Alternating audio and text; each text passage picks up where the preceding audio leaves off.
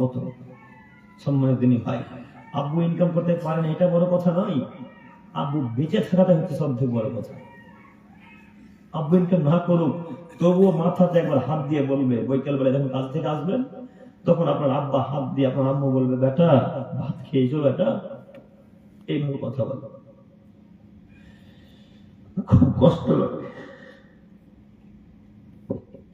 আমার আব্বু মারা গেছে, আল্লাহ আমাকে জান্নাত দান করুন বলি আমিন।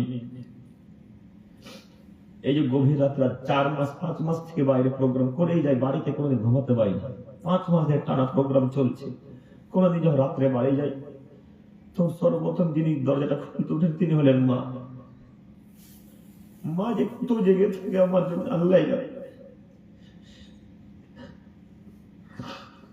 রাত্রি 3টা 2টা 4টা কিছুই বোঝে না, এক ডাকে যদি বলি আম্মা, সালাম দেওয়ার পর আম্মা, হ্যাঁ বেটা উঠেছি, সঙ্গে সঙ্গে উঠে দরজা খুলে গাড়ি চালাতে চালাতে কোনো সময় হাত গুলো একবারে ঠান্ডা হয়ে যায়, তখন হাতটাকে নিয়ে এইভাবে হাতটাকে বোলায়, গরম করার চেষ্টা করে, তারপরে মুখে হাত দিয়ে মাথা হাত দিয়ে বলে, বেটা কত কষ্ট করো বেটা, এত রাতে রাতে প্রোগ্রামে যাচ্ছ, আর যেতে হবে না।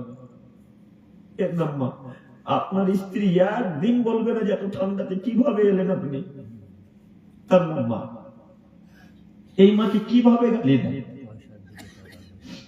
এই মাকে কিভাবে গালি দিতে পারে?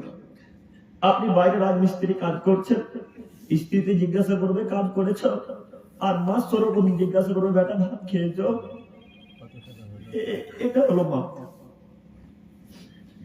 কিভাবে মায়ের সাথে আপনারা খারাপ আচরণ করেন আমিও বুঝতে পারি। আব্বু যদি চলে গিয়ে থাকে তো আব্বুর কাছে, আব্বু যদি দিন রাত ভিক্ষা চান রবের কাছে, দিন রাত ভিক্ষা চান।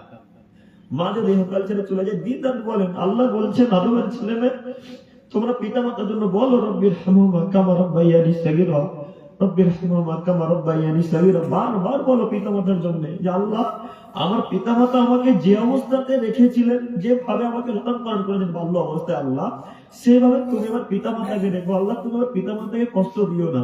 এইভাবে দোয়া করতে হবে।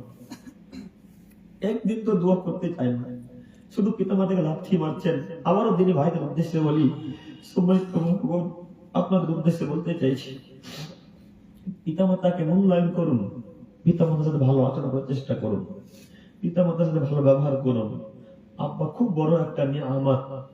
আব্বু বেঁচে আছে বলে সূর্য দেখতে পাচ্ছেন, আব্বু চলে গেলে দুনিয়া অন্ধকারের মতো হয়ে যাবে। কেউ একবারও বলবে না, পিছন থেকে যদি কেউ আঘাত করে তো আপনার সামনে কেউ এসে রুখে দাঁড়াবে না।